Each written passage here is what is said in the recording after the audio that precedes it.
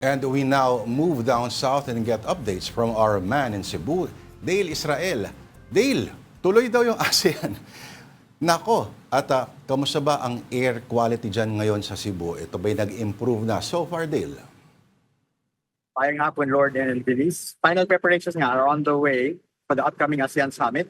Set on May 7 and 8 is with ASEAN leaders and delegates expected to stay only in Lapu-Lapu City. According to local officials, major hotels, venues in Mactan will serve as key sites for the high-level meetings, including areas near Shangri-La, J Park, Dusitlani, Mactan, and the Mactan Expo Center as the main summit venue. As part of the preparations, neighboring cities such as Mandaue City and here in Cebu City have also initiated cleanup drives, street repainting, and general beautification efforts despite not being direct host venues for the summit. Authorities say this is to ensure that the environmental Cebu presents a positive image to international delegates. Meanwhile, the Lapu-Lapu City government is also advising the public to expect temporary road closures and traffic adjustments in key areas. This includes Airport Road, Barangays Mactan and Maricondon, as well as streets leading to the major summit venues.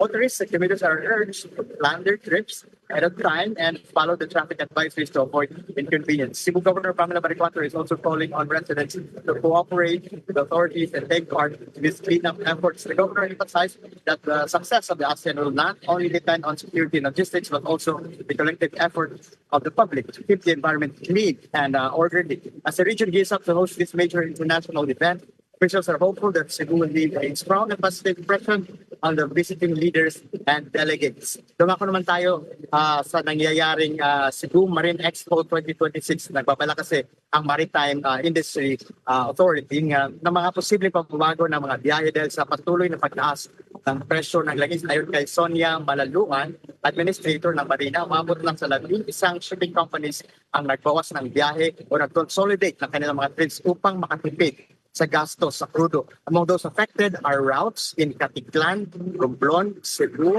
Leyte, at Bohol, who now have limited trips going to and from those islands. May mga plano rin ang Marina na ipatupad ang service contracting sa ilang barko, sa ilang ruta, lalo na sa mga maiikling biyahe na karaniwang ginagamit sa mga papasok sa trabaho at paralan. Kabilang dito ang ferry boats sa Olango Island at sa Guimaras Island. Gayunman, hindi pa inilahad ng ang eksaktong halaga ng pondo para dito. Ngunit sinabi ni Malaluan na ito ay inaasahang magiging minimal lamang ang bayad sa mga service contractors. Meanwhile, Marina is also monitoring shipping companies that have raised their fare, and they said that these were all done with their regulations and is justified. So far, nakikita natin na nagtaas ng pasahe mostly are the fast ferries going to Ormoc City in Leyte and Bohol. In fact, that's Tagbilaran in Bohol.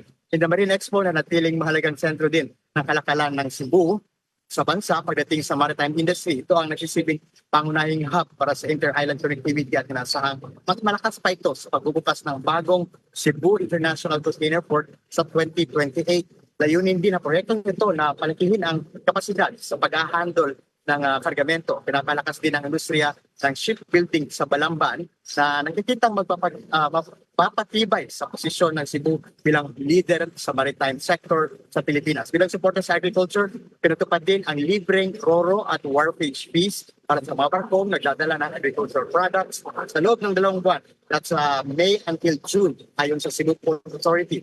Pinuspindi din ng Cebu Port Authority ang paniningil ng terminal fee sa lahat ng pasahero mula April 18 hanggang June 17. This means na hindi na kailangan magbayad ng 25 pesos terminal fee para sa dadaan sa Cebu Port Authority. Balik sa inyo, Lord, and Dinig. Alright. Maraming salamat. Mag-ingat ka dyan and happy weekend. Daghang salamat. Our One News Cebu Desk, Dale Israel.